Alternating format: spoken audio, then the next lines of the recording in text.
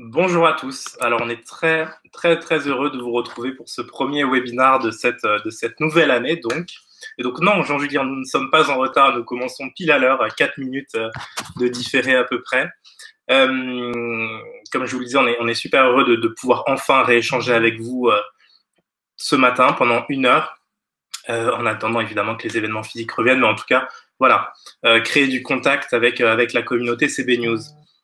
Ce matin, le sujet, c'est l'univers programmatique, on va dire, et on va s'intéresser à toute cette chaîne programmatique qui se réinvente et qui, finalement, évolue sans cesse. Et c'est parfois difficile de suivre toutes ces évolutions au jour le jour. Donc, ce matin, on va faire un point sur comment c'est aujourd'hui et comment ce sera demain. On va essayer de dégager des tendances sur cet univers pour vous guider un petit peu sur ce mode d'achat. Parce qu'on a une grande technicité, on a des réglementations en matière de privacy qui sont parfois un petit peu incohérentes entre ce que nous dit la CNIL, ce que va nous dire le RGPD, qui sont parfois des incohérences. On va voir évidemment la modification du fonctionnement des navigateurs avec cette fameuse disparition du cookie tiers, l'apparition évidemment de nouveaux systèmes de technologie un petit peu plus contextuels, justement pour parer à ces changements. Et puis une perte de confiance dans toute cette chaîne, puisque perte de compréhension aussi sur son fonctionnement. Et pourtant, les publishers, les médias en sont largement dépendants de ce fonctionnement, puisque ce mode d'achat est largement répandu et qu'ils sont pour la plupart très dépendants de la publicité. Donc comment est-ce qu'on fait justement pour résister, pour se préparer à ces changements qui arrivent et qui sont déjà là finalement?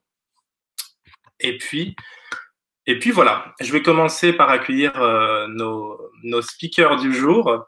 Alors avec nous aujourd'hui dans ce webinaire organisé évidemment en partenariat avec LiveRoam, vous l'aurez vu, Laurent Pérez, qui est directeur des partenariats chez LiveRoam France.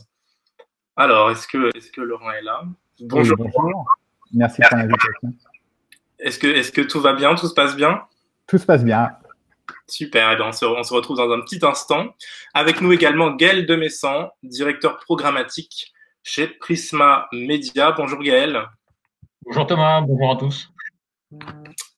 Augustin Descré, Regional Managing Director du sud de l'Europe pour Index Exchange, et en parallèle, lead d'un groupe de travail sur le cookie-less justement à l'IAB France. Bonjour Augustin. Bonjour Thomas, bonjour à tous, bonne année à tous et ravi d'être avec vous. Nos meilleurs vœux. Tout se passe bien à l'IAB, ça bosse dur? Ça bosse toujours très dur à l'IAB. Je vous invite à rejoindre l'IAB si vous n'êtes pas encore membre. Il y a des sujets très importants comme justement la fin des cookies tiers à traiter. Donc voilà, venez nous rejoindre. Magnifique, je pense que ce n'est pas tombé dans l'oreille des sourds qui sont là.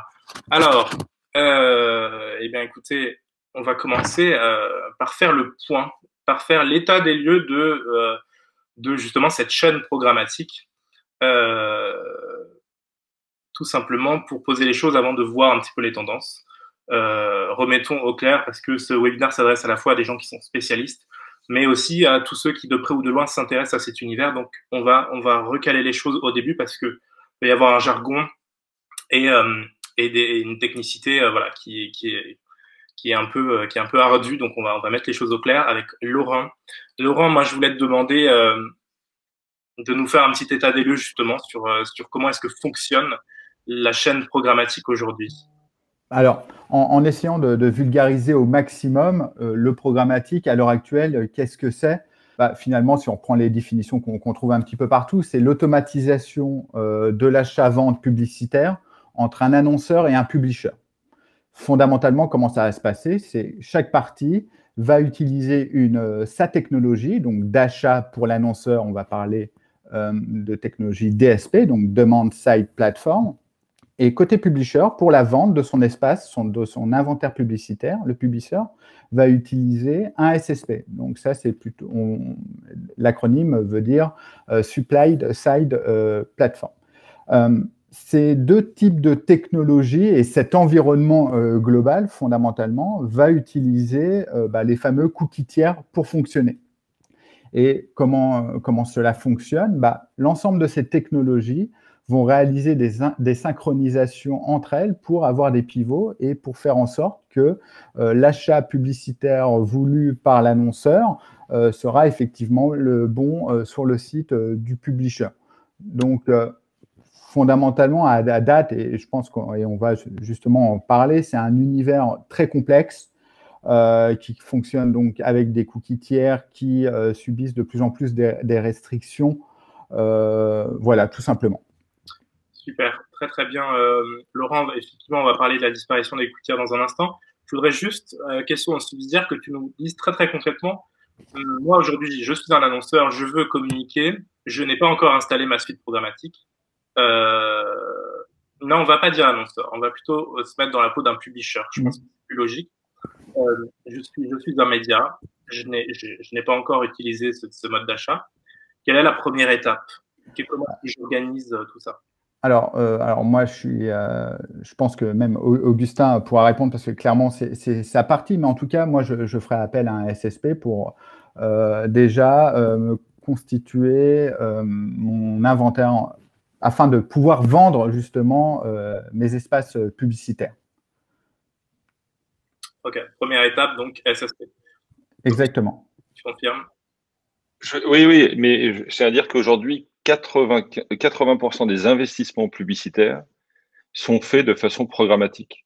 C'est-à-dire que ce publisher dont tu parlais, qui n'a pas mis en place de solution programmatique, c'est un oiseau rare et qu'on trouve quasiment plus. C'est-à-dire qu'il y a tellement d'avantages à mettre en place une solution automatisée que tous les publishers aujourd'hui les ont mis en place. C'est sûr. Alors, justement, Laurent, et j'interrogerai également Augustin et Gaël sur cette question. Disparition des cookies tiers. Alors, pourquoi est-ce que les navigateurs Google Chrome en tête prennent cette décision? Quel est le calendrier de cette mise en place? Voilà. Expliquez-nous un peu les coulisses derrière cette disparition des cookies tiers. Alors, malheureusement, je ne suis pas dans le secret des dieux de la part des différents browsers, j'aimerais bien. À l'heure actuelle, en fait, ce calendrier, par rapport à ce qu'on peut voir sur le net, il va être plutôt actif fin 2021, début 2022. Après, je pense qu'on avait quand même plusieurs alertes depuis 2017 avec Apple et son système IPT. De la restriction progressive des cookies tiers. Donc, fondamentalement, un annonceur, une technologie est au courant que cette technologie va progressivement disparaître. Donc, les dates qu'on a sur le marché qui sont ouvertes, qui sont publiques pour tout le monde, c'est 2022, l'arrêt de la part de l'ensemble des browsers des cookies tiers. Donc 2022, début 2022, c'est terminé. On n'a pas l'information exacte, pour être très transparent. On se base beaucoup sur les déclarations des différentes entreprises qui communiquent sur un calendrier. Et pour l'instant, le calendrier, hormis pour Apple et Safari, dont les restrictions sont déjà effectives, pour les autres technologies, on n'a pas de date précise. En tout cas, malheureusement, moi, je n'en ai pas. Est-ce que du côté de Google notamment, ça aurait un lien, et je donne la parole à Augustin et Gaël tout de suite aussi, sur cette mise en place de cette Google Sandbox qui viendrait remplacer ce système-là? Est-ce que vous pouvez nous expliquer un petit peu qu'est-ce que c'est et également sur la question principale de cette disparition? Alors, sur la disparition des cookies, j'aimerais faire un petit rappel. Parce que très souvent, les navigateurs mettent en avant le côté protection des données de l'utilisateur, etc. Ils surfent un peu sur cette vague. En fait, le cookie disparaît pourquoi? C'est-à-dire que c'est pas l'utilisateur qui demande à faire disparaître les cookies. En fait, on voit que le pouvoir de l'utilisateur s'est renforcé au fil du temps depuis l'arrivée du GDPR. Maintenant, on doit avoir le consentement explicite de l'utilisateur. Et même si l'utilisateur veut naviguer en mode privé sur son navigateur, il sait très bien qu'il faut aller en haut à droite et en 2 secondes, il est en mode privé. Donc, c'est pas une volonté de l'utilisateur. Est-ce que c'est une volonté juridique? Non. On va dire que l'arsenal juridique s'est quand même renforcé. C'est-à-dire que le cookie, comme n'importe quel tracker, il est soumis aux mêmes règles. Et ces règles, c'est le consentement explicite de l'utilisateur. Et là aussi, on a renforcé l'ensemble des outils juridiques. Est-ce que c'est pour des raisons techniques? Là non plus, c'est pas pour des raisons techniques. Le cookie, il a 25 ans. C'est probablement le fichier texte, enfin c'est un fichier texte, l'outil le plus simple que l'on utilise aujourd'hui sur le marché. Il est maîtrisé par tous les acteurs, il est universel et il est gratuit. Donc voilà. En fait, le cookie disparaît, comme disait Laurent et comme tu disais toi Thomas, parce que les navigateurs ont décidé de le faire disparaître, ni plus ni moins. Alors effectivement, Apple et après Mozilla ont fait disparaître les cookies tiers sans forcément prévenir le marché. L'avantage de Chrome, c'est que Chrome a dit voilà, moi, le cookie tiers va disparaître dans 2 ans. Ils ont dit ça début janvier 2020, enfin on va dire fin d'année 2019. Donc on a déjà un rétro-planning et ils ont proposé une solution alternative. Donc par rapport aux autres, c'est quand même un peu mieux. Et surtout, ils ont dit à l'ensemble de l'industrie, maintenant travaillons ensemble et il faut qu'on optimise cette solution. Et cette solution s'appelle Privacy Sandbox. Gaël, sur cette question de la disparition des cookies, on parlera de votre rôle en tant que média dans quelques instants, mais déjà sur cette question-là. Ouais, alors un petit bémol quand même par rapport au navigateur, je comprends, enfin on peut comprendre la démarche à partir du moment où sur chacun des sites, on a plus d'une centaine de cookies tiers qui sont posés, donc certains plusieurs fois pour le même partenaire et la même ad tech. Et c'est vrai qu'il y avait un embouteillage et que par rapport à de la performance et une volonté des navigateurs de reprendre la main, c'était un peu évident que ça allait forcément arriver. Google a été le dernier à le faire parce que Google, c'est de tous les navigateurs le seul qui a un intérêt pub.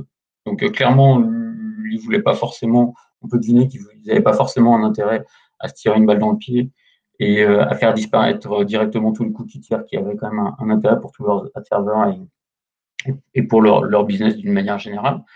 Et donc, il y a cette proposition avec le Privacy Sandbox sur lequel il y a quand même deux points d'attention. Le premier, on parle d'un calendrier fin 2021, début 2022.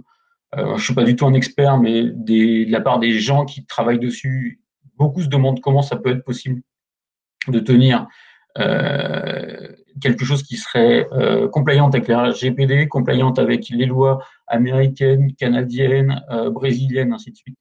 Ça paraît très compliqué. Donc peut-être qu'il faut, enfin voilà, les cookies tiers vont disparaître à un moment donné. Peut-être pas dans le calendrier qu'on attend à l'heure actuelle. Et le deuxième point d'attention qui est quand même, à mon avis, assez important, c'est que cette cohorte, on retourne vers quelque chose qui pourrait, et pour l'instant on n'en sait pas grand-chose, qui pourrait être une sorte de black box, de cookie tiers, mais qui serait dirigé que par une seule techno, sur lequel on n'a pas forcément, nous les publishers et tout l'écosystème, un impact dessus. Donc ça peut être assez important d'avoir des solutions qui dépassent cette cohorte, même si c'est une réponse de la part de Chrome, contrairement à d'autres. Il faut aussi avoir des solutions pour répondre et pour pallier à l'absence des cookies tiers. Super. Effectivement, Augustin, ouais, je te laisse compléter et en même temps je te pose une question subsidiaire parce que je t'ai sous la main. Qu'est-ce qui a entraîné ces nouvelles prises de conscience justement? Comment est-ce qu'on en est arrivé là finalement? Alors, je vais d'abord ajouter quelque chose à ce qu'a dit Gaël. Et c'est important de comprendre que Sandbox, en fait, on va gérer la partie protection des données, va faire aussi la partie mesure et la partie activation qui nous intéresse au niveau du navigateur. Donc, et c'est pour ça que Gaël parlait de black box. C'est-à-dire que au niveau de la publicité, il y a deux mots que vous allez entendre souvent, Flock et Turtle Dove. Flock, justement, on parlait de cohorte, c'est-à-dire qu'on n'aura plus accès à une relation directe par rapport à un utilisateur ou un cookie, voilà, mais à des cohortes d'utilisateurs, à des groupes d'utilisateurs. Et ce que reprochent un petit peu les différents acteurs, et c'est de là, c'est à partir de là, enfin, ceux de là sont partis les principales initiatives, dont celle de Criteo avec Sparrow, c'est que Google devient un peu le tiers de confiance, que ce soit dans la mesure, la protection des données et aussi l'activation. Il n'y a pas de possibilité de travailler sur ces données, etc. On aura des groupes, des populations, des groupes, et de la même manière sur la partie reciblage. Donc, il y a des contre-propositions qui sont en train de se mettre en place. C'est l'avantage de cette solution, c'est que on peut aller interagir au sein de l'IAB. On a créé un groupe de travail pour travailler avec Google, et les équipes de Google Advertising sont parfaitement conscients et vont dans ce sens-là. Pourquoi on y est arrivé? Je pense que il y a un élément important. La publicité, en fait, pour aller sur Internet, il faut passer par les navigateurs. C'est une reprise de contrôle, une reprise en main des navigateurs sur la publicité. Alors après, c'est sûr que la partie protection des données est un élément clé, mais comme je disais tout à l'heure, que ce soit en Europe ou dans d'autres zones dans le monde, la partie protection des données, c'est quand même bien renforcée, et voilà. Très, très bien. J'en profite pour rappeler que vous pouvez évidemment poser toutes vos questions. Vous avez déjà commencé à le faire. N'hésitez pas. On prendra le temps à la fin d'y répondre à vraiment toutes vos questions. Là, on dégrossit, mais posez-nous toutes vos questions les plus précises possibles et on y répond tout à l'heure.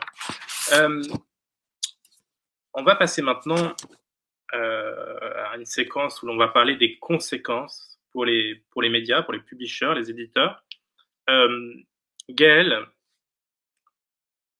tu es donc directeur programmatique chez Prisma Media.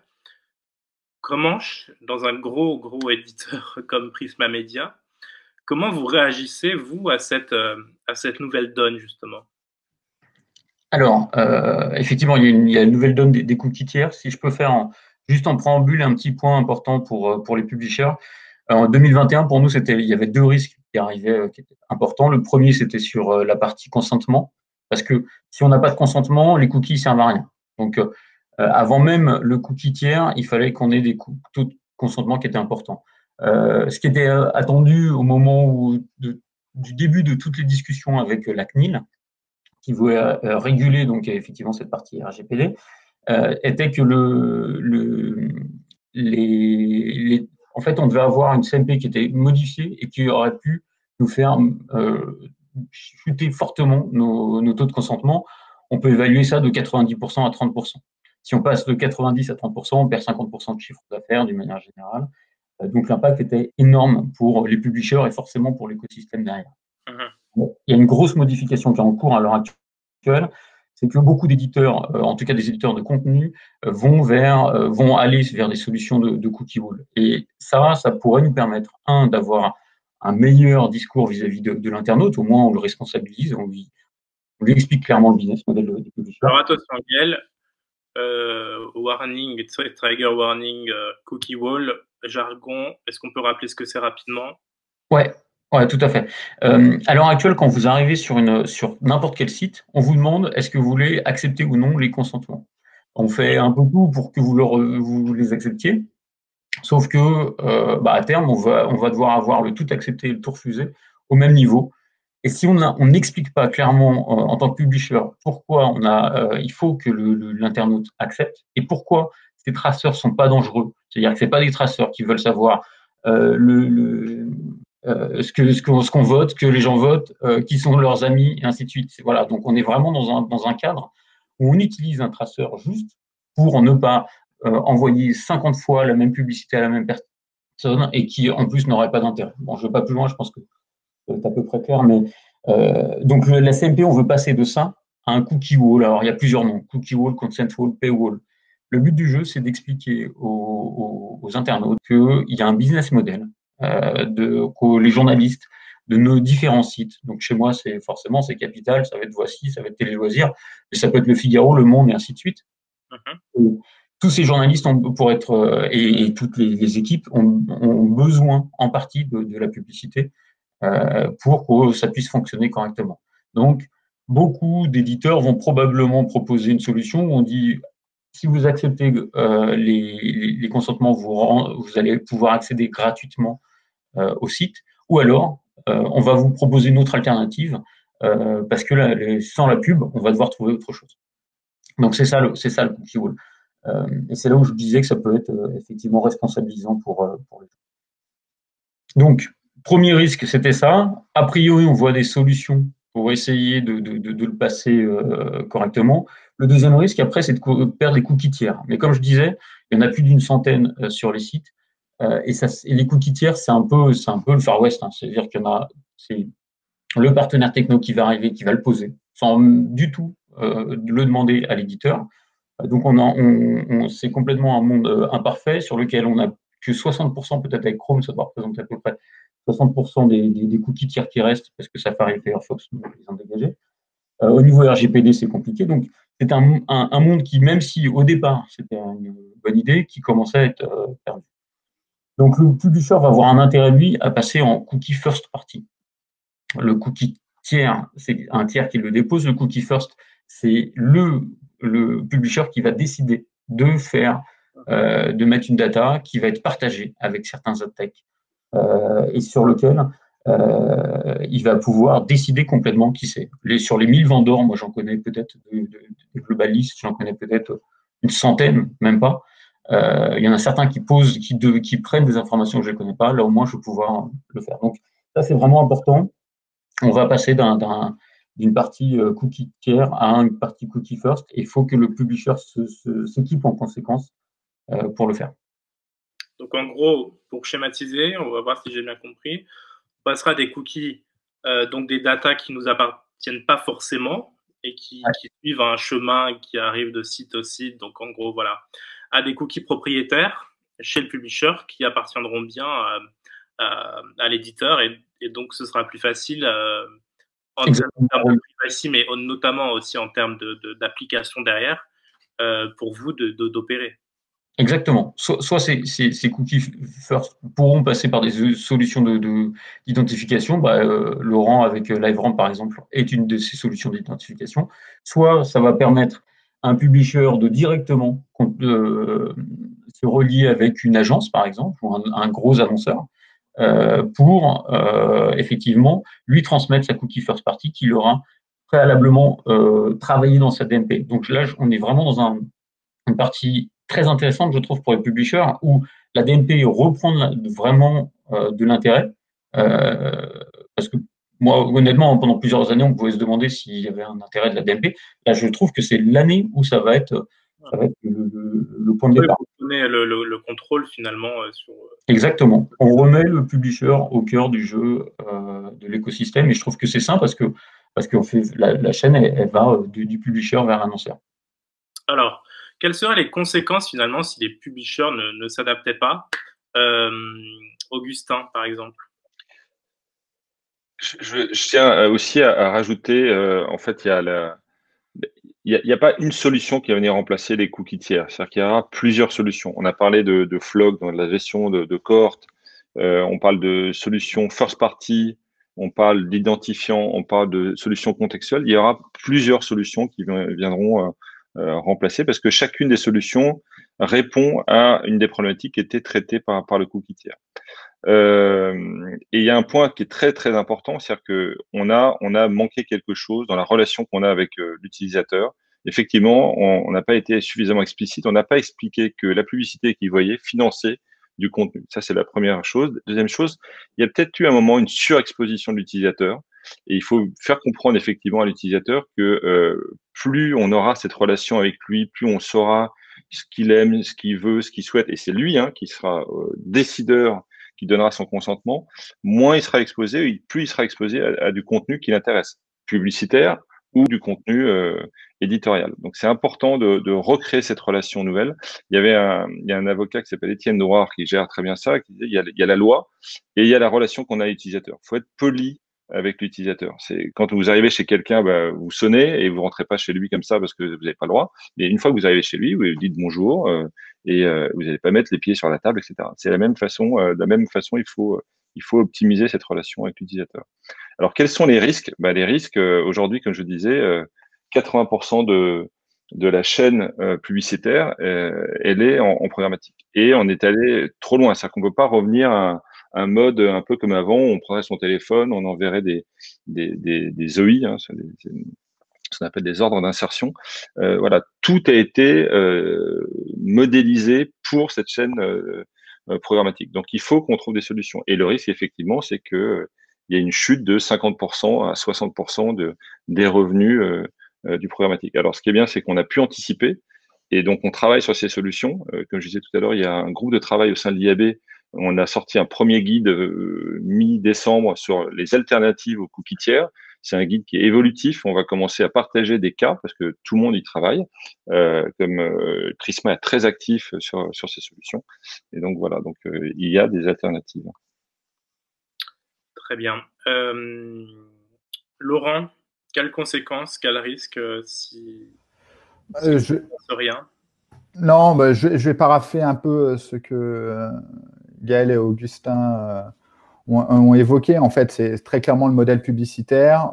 Je pense que finalement, s'il y a moins de publicité, il y a moins de revenus, donc il y a moins d'investissement. Donc, finalement, les sites peuvent un petit peu en pâtir. Fondamentalement, je pense que le point essentiel, c'est que toutes ces évolutions technologiques permettent justement, comme Gaël l'a dit, de redonner de la valeur aux publishers. C'est-à-dire que ça va être aux publishers de reproposer finalement du contenu intéressant pour ces internautes afin qu'ils s'enregistrent sur leur site web si jamais ils utilisent les options de login. Et donc, il va falloir expliquer à l'internaute pourquoi on collecte ce type de data, dans quel cadre et à quelle finalité. Et donc, finalement, toutes ces problématiques, entre guillemets, vont un petit peu rebattre les cartes de l'écosystème et permettre, on l'espère en tout cas au sein de LiveRamp, de reproposer un marché publicitaire plus compréhensif pour l'internaute, qui impose plus de devoirs aux publishers et qui également nécessite des process technologiques plus simples à comprendre pour l'ensemble des parties, qu'elles soient technologiques, publishers ou même pour l'internaute. Alors justement, oui, peut-être que c'est la revanche de l'univers logué et que ça va revenir un petit peu en force, puisque voilà, ce sera aussi la bonne excuse pour prendre de la data. Quelle différence aujourd'hui et surtout demain il y aura entre un univers qui est construit autour du contextuel et un univers qui sera logué? Alors, fondamentalement, il y a deux. Alors, je pense que, comme le disait Augustin, il y a une multitude de technologies qui apparaissent suite à ces problématiques-là. Je pense qu'elles ne s'opposent pas. Elles répondent à des objectifs différents. Je vais parler de l'univers logué parce que LiveRamp, notre technologie est basée sur l'univers logué. Fondamentalement, c'est à partir, par exemple, d'une adresse hachée, de proposer la création au publisher d'un ID qui lui permettra en fait de reproposer cet ID au sein de l'écosystème programmatique et donc de continuer à réaliser de la publicité si bien sûr il a bien obtenu les consentements nécessaires pour cela. L'univers contextuel, c'est plus, alors moi je suis moins expert je pense que Gaël sur ce sujet-là, mais la partie contextuelle, c'est plus en fonction de la page sur laquelle se trouve l'internaute, schématiquement, et je peux peut-être me tromper, mais fondamentalement, c'est vous regardez une page de voiture qui parle de voiture, on va vous proposer également une publicité liée aux voitures. Donc, ce n'est pas la même finalité marketing. Sur l'univers déterministique, en fait, sur l'univers logué, on parle de données déterministiques, c'est-à-dire qu'on va s'adresser à une vraie personne, tout simplement. Gaël, sur cette question du contextuel par rapport au logué. Ouais. Alors, je vais reprendre l'exemple de Laurent, il est intéressant.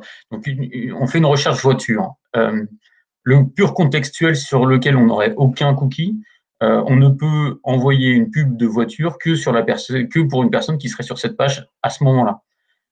Par contre, si on a du log, si on a des cookies, qui soient tiers ou first, pour l'instant, la question n'est même pas là. Qu'est-ce qui nous empêcherait de retoucher cette personne les pages qu'il va faire après? Si juste après un intérêt pour une voiture, regarder le résultat d'une équipe sportive, ça n'empêche pas que j'ai un intérêt pour cette voiture. Le logué reste quand même meilleur que le contextuel. Est-ce qu'il faut privilégier cette solution-là? Non, mais il faut, en fait, il n'y a aucun sens d'opposer l'un ou l'autre. Il n'y a aucun sens de les opposer. Le contextuel est meilleur avec du log ou du cookie. Et le cookie, c'est pas forcément que du log, hein, c'est d'une manière générale, si on peut retoucher la personne à plusieurs moments, connaître son capping, sa fréquence, ainsi de suite, ça sera meilleur. Enfin, honnêtement, je pense qu'on a beaucoup parlé de cookieless, par exemple, et on mettait cookieless et contextuel dans la même phrase. À l'heure actuelle, 60% des audiences ont encore un cookie tiers. Donc, parler de cookieless en début 2021, enfin, en tout cas, l'appliquer déjà maintenant n'a pas, pour moi, aucun sens. Il faut se préparer effectivement à ce qui est le cookie tiers qui disparaisse complètement, mais ça ne veut pas dire qu'on n'utilisera pas de cookies. Les cookies first, par exemple, peuvent très bien répondre à la question du contextuel et renforcer. Parce que le contextuel, l'important, c'est d'avoir du reach. Si vous faites une recherche très précise sur une voiture autonome ou écologique, par exemple, ou même encore plus précis que ça, chaque publisher risque d'avoir très peu de volume. Là, dans l'exemple avec la voiture, on peut tout à fait imaginer que la personne, juste après un article sur une voiture autonome, par exemple, va faire 4 pages derrière. Donc, on va avoir un reach de 20%, parce qu'on va pouvoir le toucher si on a tout qui laisse qu'un moment, alors qu'on aurait pu l'avoir sur toute la navigation. Je pense qu'il faut vraiment, le contextuel peut être une solution, mais pas la seule, mais il ne faut surtout pas l'opposer au log ou à la first party ou au cookie. Alors Laurent, je vais te laisser la parole, mais je vais te poser une question en même temps, parce qu'on va passer à notre troisième séquence pour avancer. Une des solutions à ces changements dans ce monde où peut-être les DMP auront plus d'importance et seront mieux maîtrisés, c'est l'identification. C'est donc les ID universels. Alors, Laurent, je vais te laisser peut-être rebondir à ce que tu voulais, et ensuite je poserai une question sur ce sujet. Oui, d'accord. Merci Thomas. Je voulais juste appuyer les propos de Gaël sur le fait de la nécessité pour les publishers de se préparer finalement. Pour l'instant, il n'est pas nécessaire de faire peur aux publishers. Le cookie tiers fonctionne toujours, donc pendant une durée déterminée, mais il fonctionne toujours. Et c'est justement parce qu'on a du temps que finalement, c'est le moment de tester des solutions sur le marché. Il y en a plein. Et donc, voilà. On est en janvier, et il reste 11 mois, quoi, si on schématise. Alors, si on schématise un petit peu moins, dans le sens où, alors, la création d'ID, je vais peut-être en même temps répondre à ta question, Thomas, d'ID universel. Alors, au sein de LiveRamp, dans l'absolu, on ne parle pas d'ID universel parce que chaque ID est dédié pour le publisher. Donc, ce n'est pas un ID universel, Ouais. on souhaite vraiment que le publisher garde le contrôle sur la data qu'il crée et qu'il en retire finalement les fruits. Dans l'absolu, comment ça fonctionne? Donc, LiveRamp, c'est la solution, elle s'appelle ATS, elle se base donc sur le log. Donc, une fois que le publisher a reçu le consentement de la part de l'internaute va se loguer et LiveRamp va créer un ID pour chaque internaute logué qu'il va renvoyer chez le publisher afin que le publisher puisse, selon sa volonté, les monétiser sur l'univers programmatique. Ça veut dire que finalement, il y a deux choses importantes. Ça veut dire qu'un ID universel ou privé, en tout cas chez nous, doit répondre à deux grands sujets, donc le consentement, je viens de l'évoquer, mais également l'opérabilité, parce que c'est bien beau de créer des ID, s'ils ne communiquent pas avec l'ensemble des technologies, fondamentalement, ça ne sert à rien. Donc, il faut que les technologies soient compatibles avec par exemple, LiveRamp, soit compatible avec la techno LiveRamp, et pour ça, on fait plusieurs annonces. On a annoncé que le DSP, donc la technologie acheteuse DSP The Trade Desk, nous avait rejoint et était capable, entre guillemets, de lire l'ID LiveRamp. Donc, il y a vraiment deux... Peut-être faire un petit rappel avant d'en parler davantage. L'ID universel, donc l'identification de l'internaute, à quel moment ça intervient dans la chaîne programmatique qu'on a expliqué au début de ce webinaire? Alors, Précisément. alors, pour reprendre un petit peu la définition que j'avais explicitée en début de webinaire, ça va partir de la part du publisher. C'est-à-dire que le publisher va se créer son propre inventaire first party d'ID LiveRamp à chaque connexion. Et ensuite, va le reproposer à son SSP qui ensuite le mettra à disposition des acheteurs programmatiques. Je vulgarise au maximum parce que on a rajouté des silos afin que le publisher puisse vraiment garder le contrôle dessus. Donc, ça intervient à ce niveau-là. Et donc, pour répondre au point que j'évoquais tout à l'heure, c'est-à-dire un petit peu moins de 11 mois, cela va nécessiter de la part du publisher de se recréer un graphe, on dit, un inventaire. Et donc, il va falloir qu'il s'y prenne un petit peu avant la fin du cookie tiers, puisqu'il y aura une période de création d'inventaire pour ensuite pouvoir le proposer sur le marché du programmatique, tout simplement. Donc, des points, alors pour résumer en 3 keywords, je pense pour bien comprendre cette technologie, il faut que la technologie respecte évidemment le consentement, puisque comme Gaël le disait, sans consentement, ça ne sert à rien, on ne peut rien en faire. Il faut, pour la partie LiveRamp, qu'il soit, l'ID est créé sur la base d'un log, donc de la donnée déterministe. Et ensuite, il faut que, évidemment, cet ID soit opérable sur le marché publicitaire. Et donc, là, si on a des publishers, finalement, qui nous regardent, qui regardent également les technos avec quels technos les technos sont partenaires, en fait, finalement, puisque sinon, ça ne servira à rien. Est-ce que j'ai été clair? Oui. Le publisher doit choisir son opérateur d'ID, on va dire, comme vous en êtes un. En fonction des partenariats qu'il a. Exactement. Et il peut en choisir plusieurs, dans le sens où Gaël le disait, à l'heure actuelle, il synchronise des centaines de cookies tiers. À terme, je pense qu'un publisher aura 3-4 partenaires d'ID universels, privés, et c'est persistant, enfin ça dépend comment on les appelle, et il pourra manager ses campagnes en fonction des finalités de chaque ID. Alors Gaël et Augustin, j'arrive à vous dans un instant. Je voudrais rappeler à tous ceux qui nous regardent que n'hésitez pas à poser vos questions dès maintenant parce qu'on va y répondre là dans quelques minutes. Encore deux, trois questions et on arrive. Donc n'hésitez pas à poser toutes vos questions. Gaël, comment est-ce que du coup Prisma Media lui intègre cette solution des ID dans sa suite programmatique? Expliquez-nous concrètement vous comment vous faites avec cette solution typiquement. Oui, tout à fait. On a plusieurs solutions d'ID d'abord. Donc effectivement, une des principales, c'est LiveRamp sur toute la partie déterministe. On est en train de brancher ZeoTap avec ID+, si je ne dis pas de bêtises. On avait avec Index leur solution Identity qui est une solution facilitatrice, on va dire. Je pense que Augustin saura mieux l'expliquer que moi.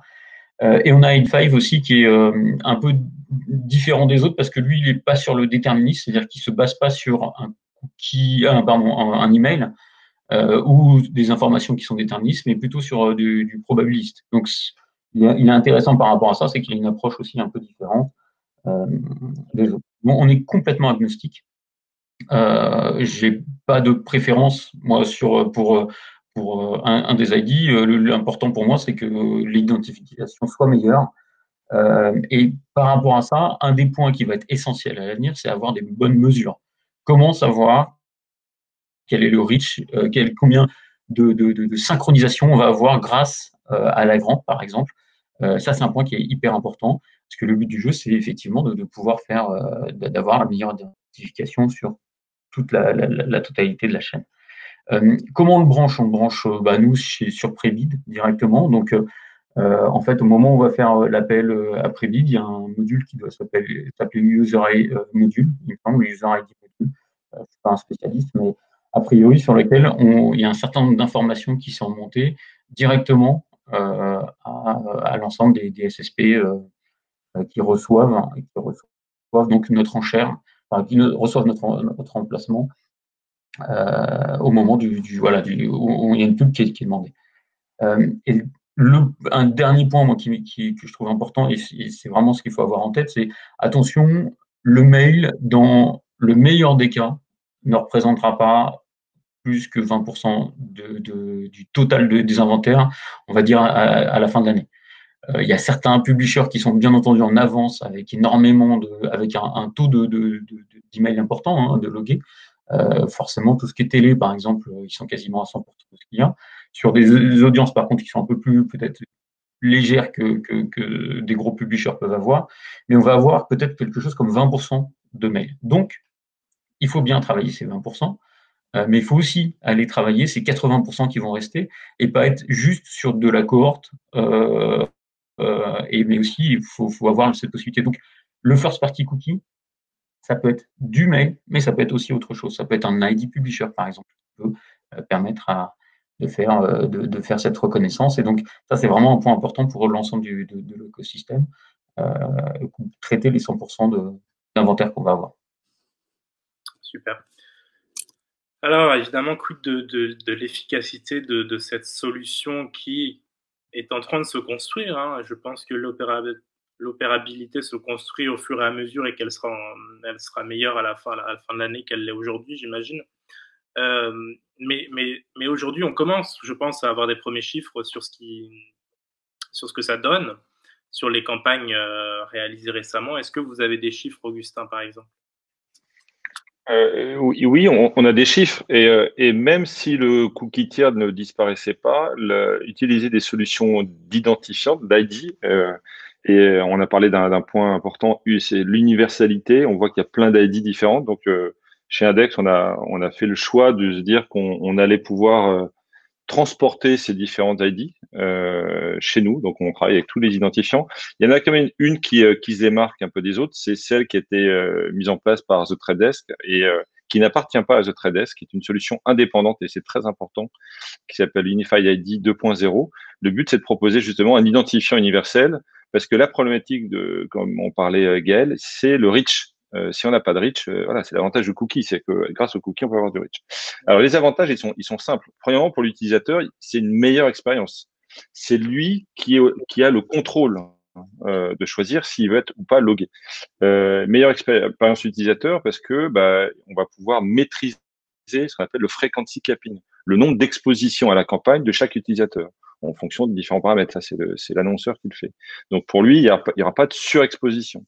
Ça veut dire aussi une relation aussi différente puisque le cookie n'étant pas cross-device, l'identifiant le sera.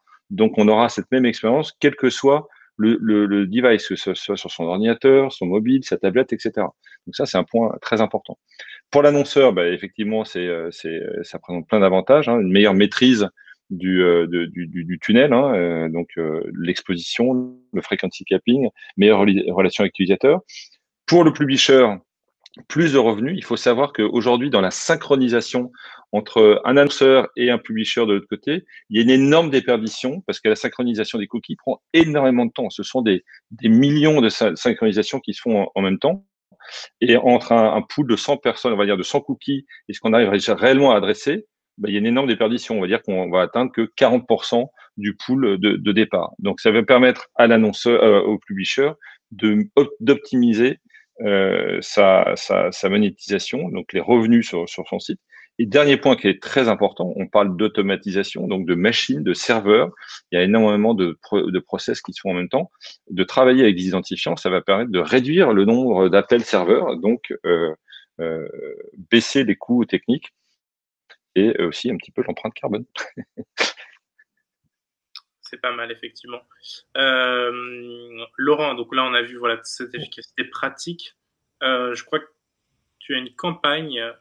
Oui, exactement. On a réalisé une campagne avec l'annonceur Fitbit et Index Exchange. Et on a vu véritablement une augmentation en fait du retour sur investissement, du ROAS, comme on dit en marketing, 2 fois plus élevé avec une campagne basée sur un ID LiveRamp. Et également, on a observé en fait une diminution, comme l'explicitait juste avant Augustin, des vues, des impressions vues par, enfin des impressions plutôt, excusez-moi, sur la campagne de 34%. Ça veut dire que finalement, on a moins à… Étant donné que derrière un ID persistant LiveRamp, il y a une vraie personne, et pour toucher cette personne, en fait, donc on utilise cet ID, et donc lorsqu'on l'a touché, on est sûr de l'avoir touché finalement. Et donc, on n'a plus besoin d'arroser, si je puis dire, plusieurs cookies pour être certain de toucher cet internaute. Et donc, finalement, ça fait des campagnes beaucoup plus ciblées. Après, on a vu également une hausse du panier d'achat sur le site Fitbit. Ça, c'est tout simplement dû à un targeting plus précis. Donc, fondamentalement, ces types de campagnes nous renforcent en tout cas sur le fait que la donnée déterministique a de la valeur et fait partie d'un plan marketing global sans les opposer aux autres technologies. Il n'y a pas de débat là-dessus.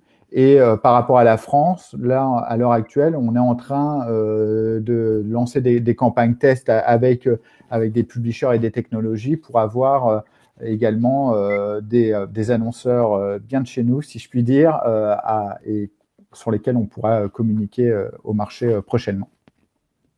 Magnifique. Merci beaucoup, Laurent. Donc, c'était intéressant parce que finalement, on a vu que ça allait bien se passer finalement. C'est une belle solution qui arrive. On va passer à la partie questions-réponses, évidemment. On va répondre à toutes vos questions. Et je reprends la liste.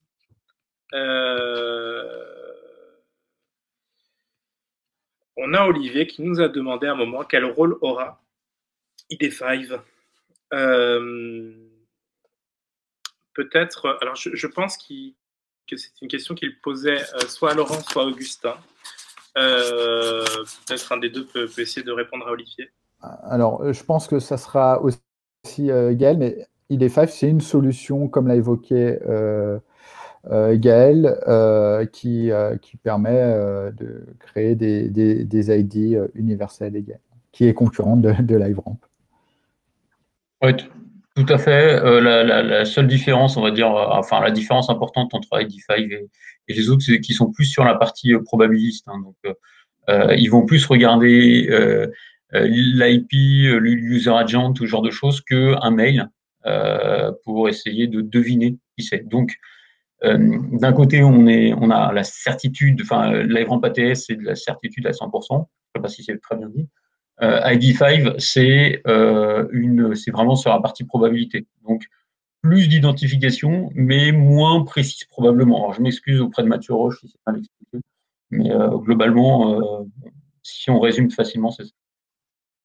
Alors, Sophie nous demande, est-ce que cela veut dire que, et je vais l'afficher pour que ce soit plus simple pour tout le monde, est-ce que cela veut dire que Google Analytics, les réseaux sociaux YouTube devront tous s'arranger pour ne pas poser de cookies sur nos sites? Augustin. Quel que soit le site, le réseau social, etc., ils doivent obtenir votre consentement. Donc, et quel que soit le tracker, cookie tiers ou autre, ou si vous avez un identifiant Google, hein, très souvent, les gens sont logués sur les univers Google, il faut quand même obtenir le consentement. Donc ça, c'est un prérequis qui est valable pour tout le monde, Google ou autre.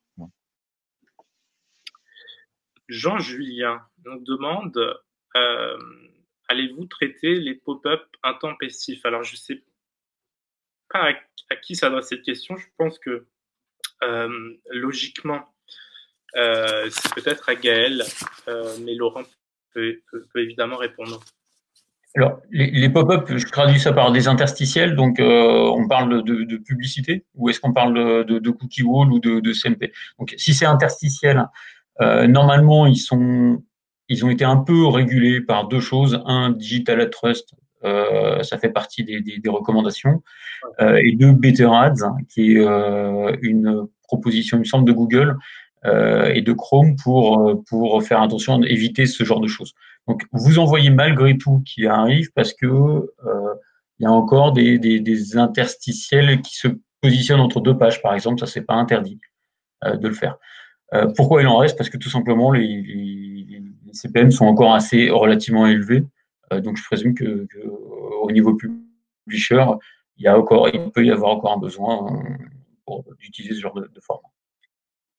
Super. On va passer à la question suivante. Olivier qui nous demande que doit faire un publisher pour anticiper audience, cookie-less, DMP? Quelle roadmap typique? Alors, on en a un peu parlé, peut-être qu'on peut résumer. Laurent, voilà, tu disais qu'il y avait un peu moins de 11 mois. Comment est-ce qu'on s'organise? En fait, en testant plusieurs solutions, le mieux, c'est finalement déjà de faire un mapping de ses partenaires actuels avec qui le publisher travaille finalement. Et ensuite, de contacter des technologies qui créent des ID afin de savoir si les technologies avec lesquelles travaille le publisher sont compatibles et ensuite de faire des tests. À l'heure actuelle, on a tout le temps d'en faire, donc ne pas hésiter à commencer dès maintenant un peu à benchmarker le marché. Par rapport à une intégration technologique, en 2 mots, c'est relativement facile. Il n'y a pas de grosse barrière à l'entrée pour la mise en place. L'ensemble des technologies sont compatibles avec Prebid en règle générale. Et donc, c'est s'assurer déjà du consentement. Est-ce que je récupère bien le consentement avec le consent string, etc. Et ensuite, l'implémentation est relativement rapide. À titre très pratique, chez nous, une intégration avec le projet ATS, on met une demi-journée à mettre en place la technologie. Oui, donc ça va. Augustin, une question. Oui, juste pour rajouter, c'est-à-dire que l'ensemble des solutions dont on a parlé fonctionnent. Donc, allez-y, testez-les maintenant. C'est maintenant qu'il faut les mettre en place. La problématique, effectivement, c'est d'avoir du reach. La fonction de LiveRamp, elle fonctionne très bien. On l'utilise. Voilà. Et il y a une seule solution qui est work in progress, c'est Privacy Sandbox. Donc, venez rejoindre l'IAB. Il y a des groupes de travail. C'est maintenant qu'il faut s'investir. On se rend compte tous les 15 jours il y a 5 groupes de travail. Donc, venez nous rejoindre et vous aurez l'ensemble des solutions et l'ensemble des use cases que l'on aura testés. Évidemment, j'ai envie de dire aussi, lisez les pages de CB News où nous essayons de vous accompagner pour vous guider dans cet univers pas facile. Est-ce que cette session est enregistrée? Oui, replay qui sera diffusé. La demande des consentements sur chaque site va-t-elle disparaître? Laurent? Alors, en théorie, non. Le consentement, c'est vraiment la pierre angulaire de tout ce qu'on a explicité durant ce webinaire. Donc, c'est nécessaire, et là, vraiment, pour les publics, j'attire leur attention sur le fait d'utiliser une CMP, donc un logiciel pour capter le consentement de l'internaute et le conserver. Donc, d'utiliser une CMP qui soit assez robuste et de mettre en place, en fait, un vrai process pour être complètement raccord avec la réglementation, parce que sans consentement, quelle que soit la techno utilisée, ça sera finalement impossible puisqu'il n'y aura pas de consentement sur les finalités. C'est vraiment indispensable. Donc, ça ne changera pas, bien évidemment.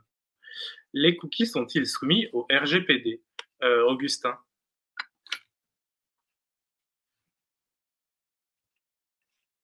Oui, tous les traceurs, c'est-à-dire que on est obligé d'avoir un consentement explicite. Avant, il suffisait de continuer la navigation et considérer que c'était un consentement de la part de l'utilisateur. Oui, tous les cookies tiers, on est obligé d'avoir un consentement, mais de la même manière, l'identifiant ou n'importe quoi. Hein, voilà. Après, il y a des cookies qui servent, qui sont stratégiques et qui servent à l'utilisation, donc les cookies first party qui servent au site.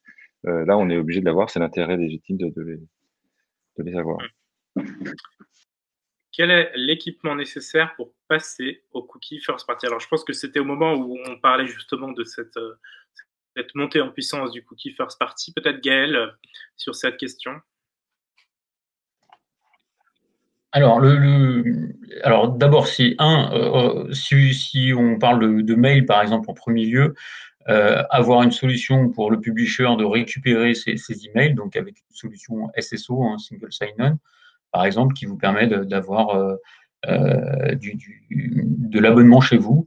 Une fois que vous avez cet email, vous pouvez le transférer, par exemple, via LiveRamp qui va utiliser ce mail pour hacher, donc on ne sait pas qui c'est, hein, et il va le transmettre à l'ensemble de l'écosystème. Après, il peut y avoir d'autres formes de first cookie party.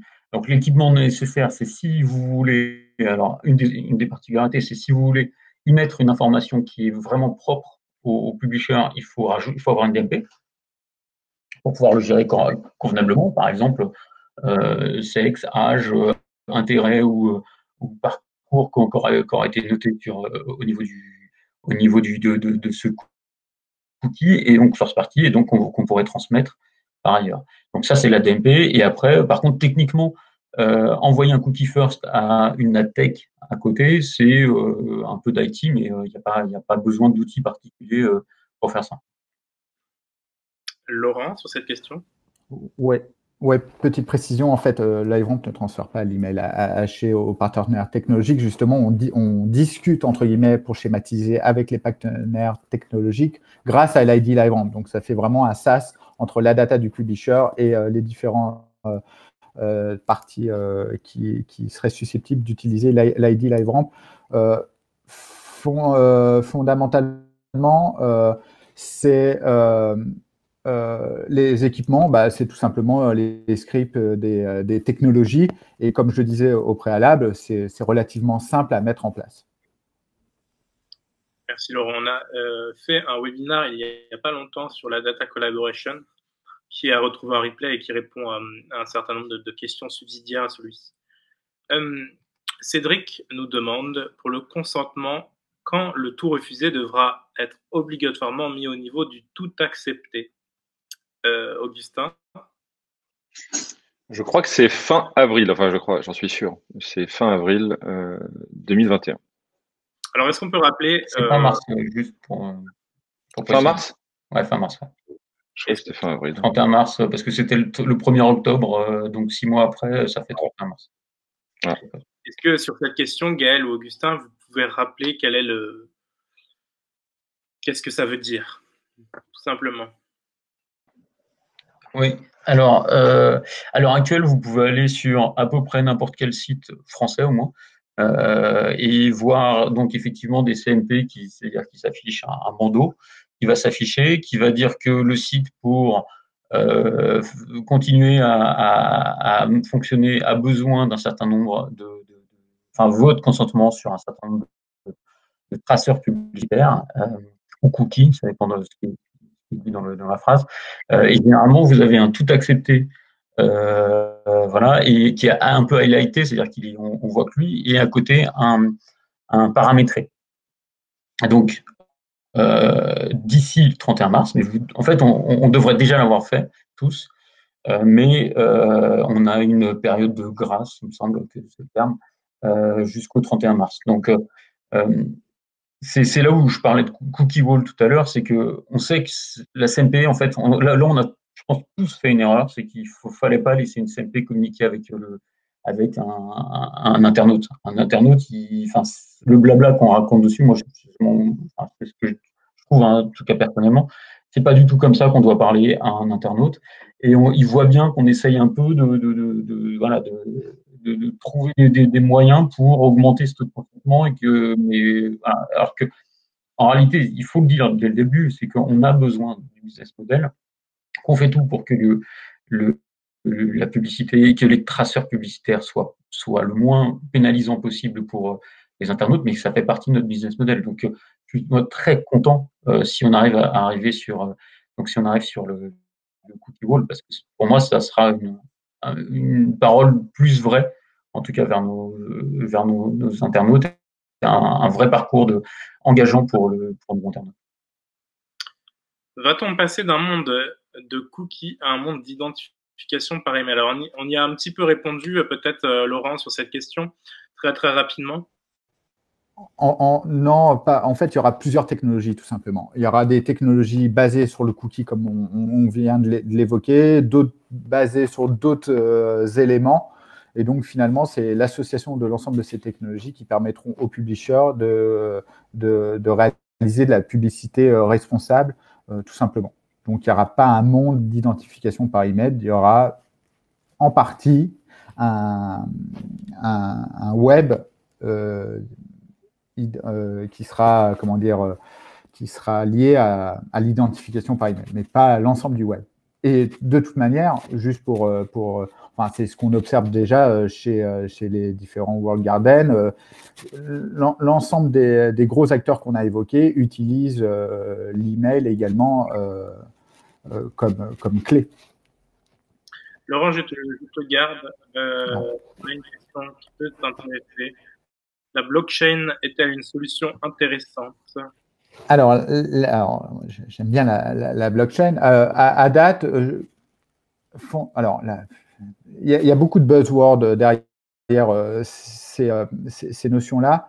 En tout cas, ce que je peux voir, moi, à titre perso, c'est que, par exemple, la réalisation par l'IAB du consent string, alors ce n'est pas de la blockchain, évidemment, mais c'est la création d'un ID qui permet de communiquer entre différentes technologies.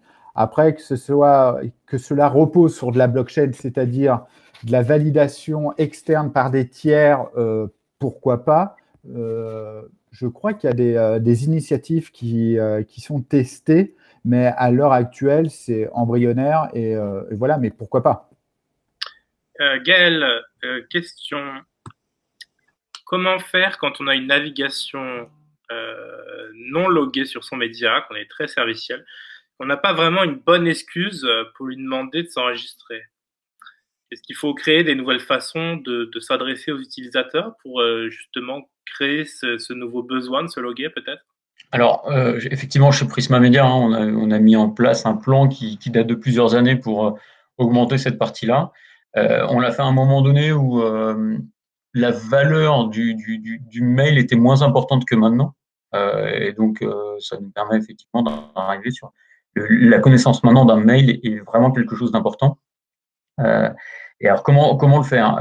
On a fait on a régulièrement demandé quand on pouvait, mais on a aussi rajouté des services, donc des sondages. On a rajouté des services petit à petit avec un Femme Actuelle Astro, par exemple, ou avec des serviciels sur du dark mode pour la télé loisirs. Je crois Business Insider aussi qui l'a mis en place. Donc, plusieurs sites vont suivre. Donc, on peut pas on peut pas récupérer l'email de quelqu'un sans avoir une vraie raison. Donc, de toute façon, il n'y a pas de bonne excuse à l'heure actuelle. Il faut trouver les services, mais il y en a qui existent. Les jeux sont un bon moyen d'avoir le mail de quelqu'un. Donc les forums et les sondages et un certain nombre d'applications de ce style-là qui existent déjà chez certains partenaires, donc je ne vais peut-être pas les citer, mais en tout cas, si vous cherchez rapidement, vous pouvez trouver ce genre de solutions qui peuvent compléter ça. Et après, l'abonnement aussi directement, l'abonnement payant, bien entendu, fait partie des choses qu'il faut de plus en plus envisager. Alors, je te garde, Gaël, puisqu'on a une question de Marine qui, je pense, est intéressante pour un publisher. Si les solutions sont multiples, ce qu'on disait tout à l'heure, voilà, qu'on pouvait avoir plusieurs solutions d'identification, comment l'attribution pourra-t-elle être gérée? Alors, c'est pas très publisher, parce qu'en fait, le business model généralement de ces solutions, c'est de dire le publisher ne paye pas pour la mise en place. Voilà, si je rentre un peu dans les cuisines internes. Et effectivement, on va avoir des cas de figure où deux partenaires pourraient dire exactement, dire tiens, bah, derrière c'est Thomas Moisan et son mail, donc je peux l'identifier et voilà, je connais des informations dessus, ça me permet d'avoir un certain de pouvoir mettre de la pub personnalisée. L'attribution, pour le coup, c'est vraiment pas côté publisher, donc peut-être que Laurent ou Augustin sauront plus répondre que moi. Alors, Laurent, dis-nous tout. C'est un vaste sujet, l'attribution qui, je pense, s'il avait été résolu, l'aurait été il y a bien longtemps. Non, en gros, là, pour l'instant, nous, évidemment, c'est un des objectifs qu'on souhaite atteindre, c'est-à-dire proposer à l'annonceur une attribution. Après, par exemple, si un annonceur passe par la technologie LiveRamp pour acheter de l'inventaire via le projet ATS, on pourra exactement lui dire qui a acheté et qui n'a pas acheté. Après, si cet annonceur utilise deux types d'identifiants universels, persistants, uniques, etc., le mieux, c'est qu'il déduplique en amont. C'est-à-dire que les deux technos n'utiliseront pas les mêmes segments et il pourra ainsi, via des différentes méthodes d'A/B test, regarder comment ça fonctionne. Donc, c'est une excellente question. Après, elle sera gérée par l'annonceur en amont au lancement de la campagne afin que l'annonceur ne touche pas les mêmes utilisateurs par les deux technologies. Ottilia nous demande, mais quand on parle exclusivement de socio-démo, est-ce que le contextuel reste une bonne solution? Alors, qui veut répondre à cette question? C'était tout à l'heure quand on parlait de la différence entre le logué et le contextuel. Alors, je pense que Gaël, il a peut-être des retours d'expérience, mais dans une vie précédente, j'étais dans le ciblage et un des arguments, c'est de dire que le contextuel permet de faire du ciblage socio-démo, mais parfois on peut avoir des biais importants. C'est pas parce qu'on est sur un site qui parle de sport qu'on aura une audience majoritairement masculine. Ça peut dépendre des articles, etc. Donc, il peut y avoir des biais importants quand même. C'est intéressant aussi de la croiser avec d'autres informations, que ça peut être des sondages. On parlait de questionnaires justement pour savoir comment on peut qualifier l'audience ou des données loguées aussi, si on a des données loguées. Mais oui, il peut y avoir un biais sur le contextuel. Après, les publishers, et dont on fait partie, utilisent souvent des campagnes, enfin, plug des campagnes avec DAR, DAR, pardon, donc qui permet d'avoir l'évaluation, de savoir si on est bien sur femmes 25-49 ans, ou genre de ciblage. Et donc, ce qu'on peut constater, c'est avec les équipes de data scientists qu'on peut avoir, on a des précisions qui sont plutôt pas mal par rapport à ça, sont moins forts que de la data loguée, mais on a des choses qui sont généralement 2 fois supérieures à ce qu'on peut constater sans faire de ciblage grâce à ça. Mais le contextuel, encore une fois, c'est le contextuel, il faut vraiment suivre tout le parcours. C'est pas juste parce que la personne a été voir le compte-rendu d'un match de hand d'hier qu'on va se déterminer. C'est pour toutes les interactions qui, au bout d'un moment, va nous permettre d'être relativement précis. Alors là, je vais passer pas mal de questions en mode très très rapide parce que j'estime qu'on y a soit répondu, soit vous poserez la question directement par mail ou LinkedIn à nos intervenants. Je pense qu'ils seront ravis d'y répondre. Henri qui nous demande quel est le stack technique optimal à avoir pour se préparer à la disparition du cookie third party côté publisher. Je pense que voilà, on a évoqué qu'il fallait plusieurs solutions, etc. Je pense que vous pouvez contacter Gaël pour voir avec lui quel est lui ses skills préférés. Ensuite, on a Florent qui nous demande finalement d'un point de vue parcours client, côté internaute, cela ne va rien changer. Laurent, Gaël, Augustin, dites-nous, voilà, qu'est-ce qui va se passer de l'autre côté? Fondamentalement, ça, à part le consentement, non. Et surtout, alors, ça peut changer sur le fait que le publisher devra expliciter davantage à l'internaute quelles sont les finalités, comme je le disais au préalable. Donc ça va être le vrai changement, afin que l'internaute puisse souscrire ou pas en toute connaissance de cause. Parfait. La fin du cookie signifie-t-elle la fin du ciblage sur des univers non logués sur la base de données comportementales? Je pense qu'on y a un petit peu répondu. Y a-t-il des solutions en dehors du log et de la donnée contextuelle? Par contre, ça peut être intéressant, peut-être Augustin ou Gaël. y a-t-il des solutions en dehors, parce que nous, on a évoqué beaucoup le log et le contextuel, et qu'est-ce qui reste si on veut rien faire? Je parlais de l'ID Publisher.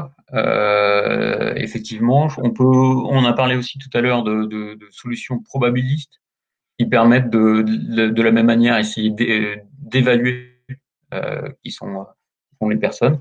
Donc, alors log, solution d'ID, contextuel parcours en tout cas, effectivement, c'est les principaux points pour évaluer.